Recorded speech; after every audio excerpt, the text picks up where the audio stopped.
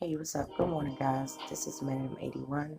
I'm coming back with you again just to give a little bit more information about the Kim Fox, who is the special prosecutor for the city of Chicago. And she's receiving a lot of backlash because of it.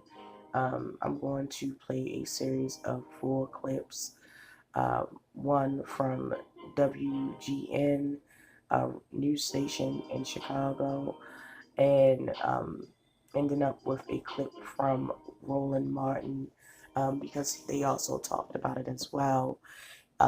There's been backlash, protests, and they're thinking about reopening up the case, the Jesse Smollett case, with another special prosecutor as well.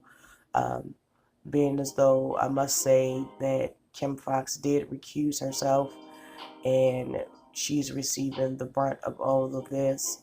I just don't understand uh, how you can recuse yourself but still be blamed for a case that didn't work out.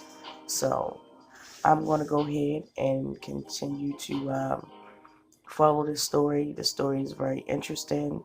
And also, it was reported that at one of the protests, the white nationalists allegedly was there protesting against Kim Fox, which just opens up a whole nother can of worms that really doesn't, need to be opened up, especially if it's for a Jussie Smollett case.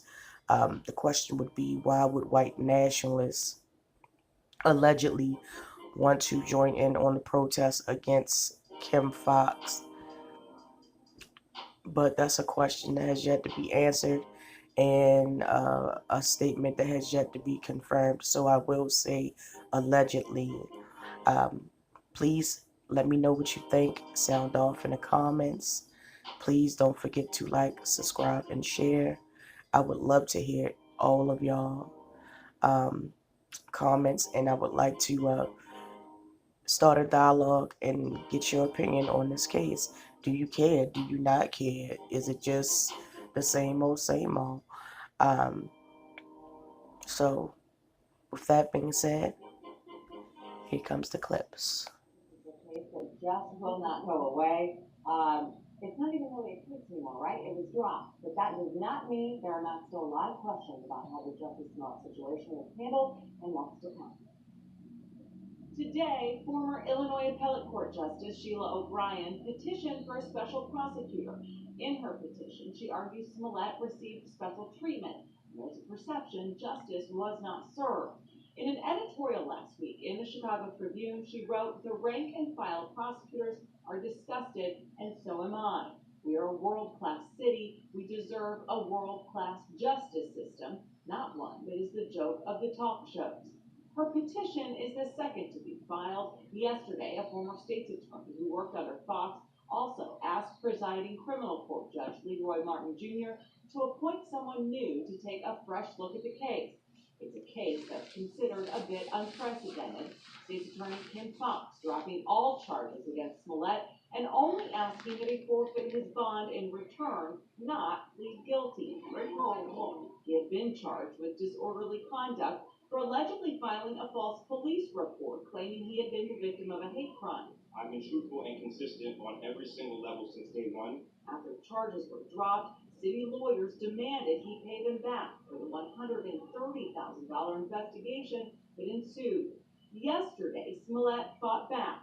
His lawyer sent this letter to the city. They accused Chicago of trying to harass and intimidate Smollett, hinting that he might sue Chicago for defamation if he's not allowed to move on with his life.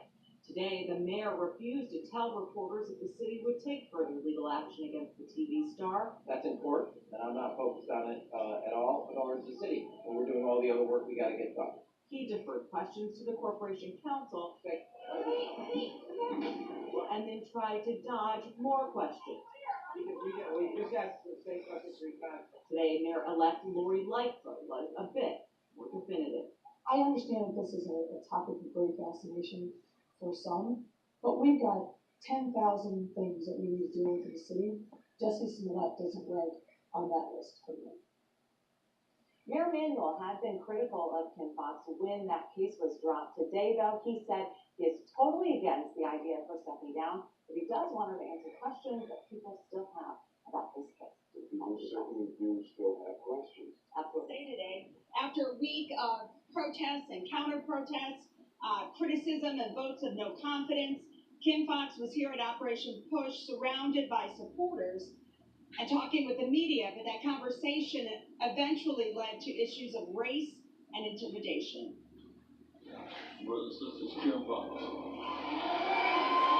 Cook County State's Attorney Kim Foxx was at times grateful, humble, reflective, and defiant in the face of a barrage of criticism of her office's handling of the Jussie Smollett case.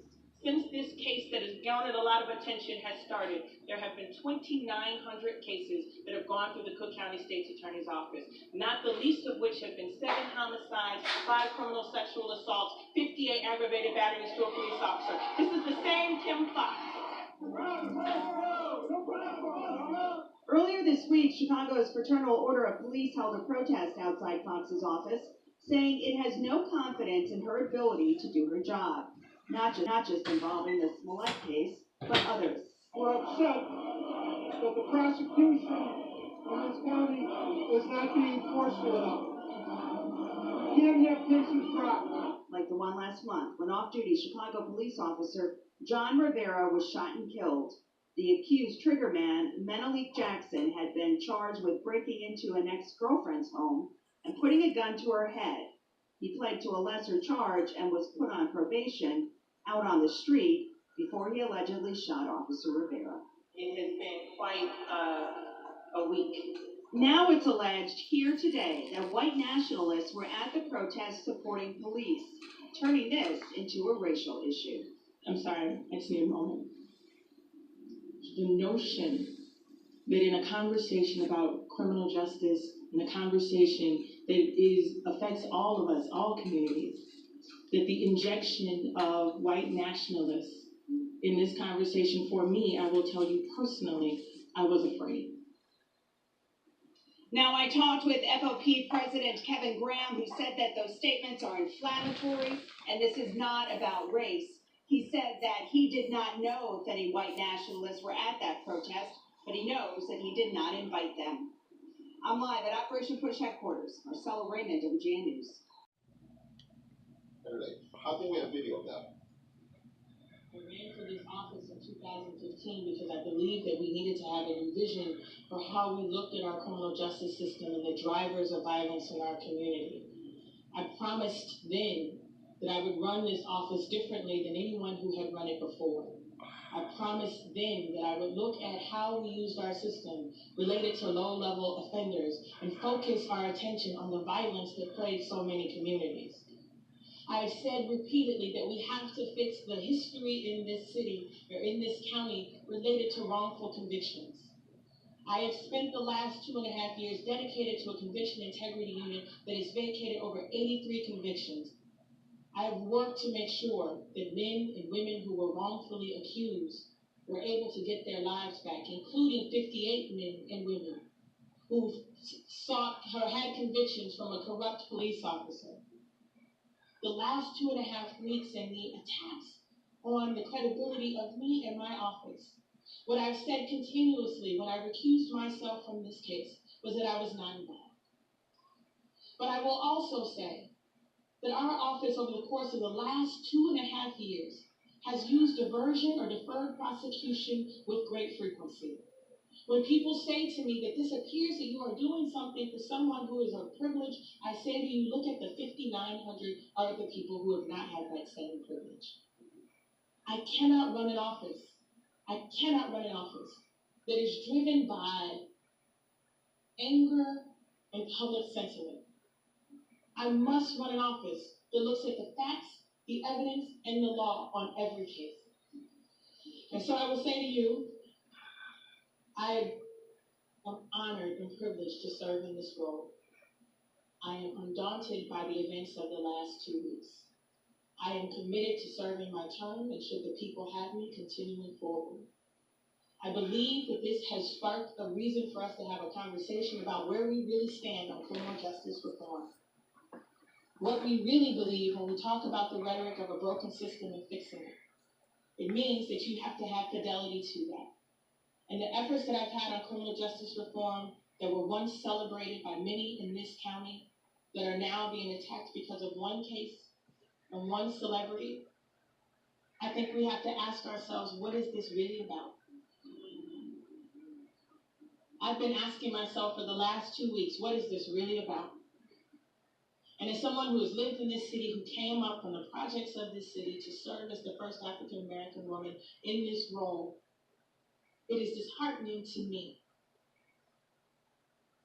and to the women and men for whom I represent that there is not a place I go that I don't represent for Cabrini.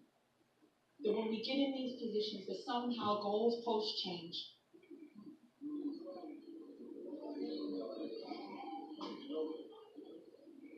Somehow when you do the best, and if you put our office on national standards, there are people watching what we're doing in Cook County around criminal justice reform, and yet. So I will tell you that this is personal.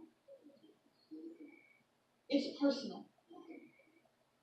Joining us today on our panel is Janice Mathis, Executive Director for the National Council. That I would run this office differently than anyone who had run it before. I promised then that I would look at how we used our system related to low-level offenders and focus our attention on the violence that plagues so many communities. I've said repeatedly that we have to fix the history in this city or in this county related to wrongful convictions. I have spent the last 2.5 years dedicated to a conviction integrity unit that has vacated over 83 convictions.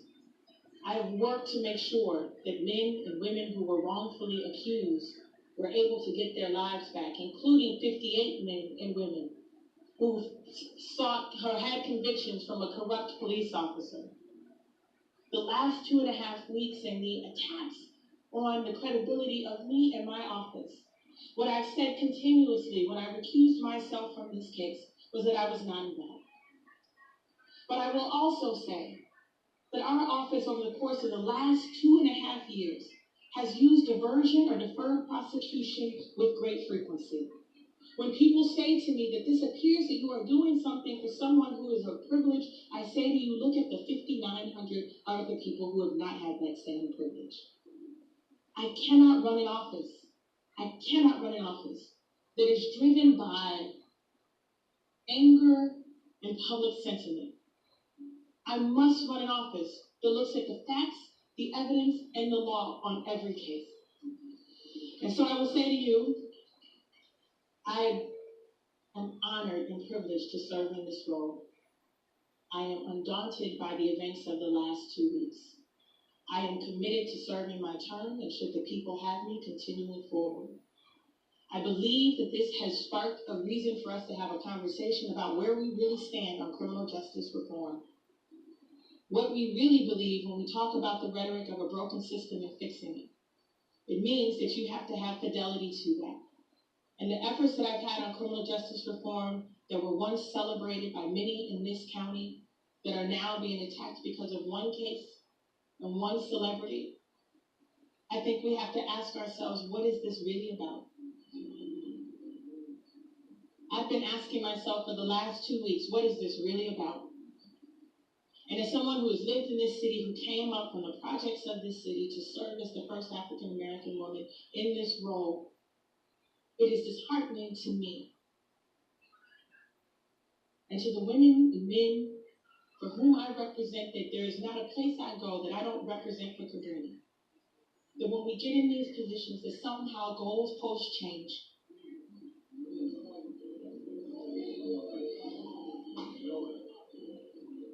Somehow when you do the best, and if you put our office on national standards, there are people watching what we're doing in Cook County around criminal justice reform, and yet. So I will tell you that this is personal. It's personal. Joining us today on our panel is Janice Mathis, Executive